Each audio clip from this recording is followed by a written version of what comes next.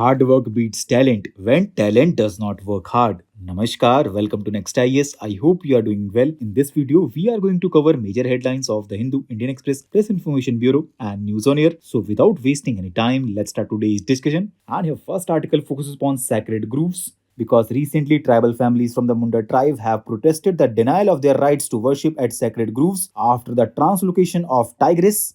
Here you must know that sacred groves in India are community managed forests and they are deeply rooted in local traditions and spiritual beliefs. These groups are protected by customary laws that often prohibit resource extraction. Here you should remember that sacred groves are also biodiversity hotspots which are often associated with temples and burial sites and they serve as a sources of herbal medicines and water. Sacred groves also play a key role in preventing soil erosion and mitigating natural disasters. Next article is related to Right to Information Act 2005, which was introduced as a significant step towards citizen empowerment and it allowed citizens to access government information and hold officials accountable. It was seen as a move towards realizing Swaraj, reducing corruption, and promoting transparency. However, over time, its effectiveness has diminished due to government resistance, delays in appointments, and inefficiency in information commissions and judicial rulings, especially 2011 Supreme Court and 2012 Deshpande case, have weakened the act by broadening exemptions and restricting access to personal information. Therefore, to restore its promise, citizens and the media must defend the RTI Act to prevent further erosion of the fundamental right to information. Next article talks about Tea Horse Road, which connects China to India via Tibet.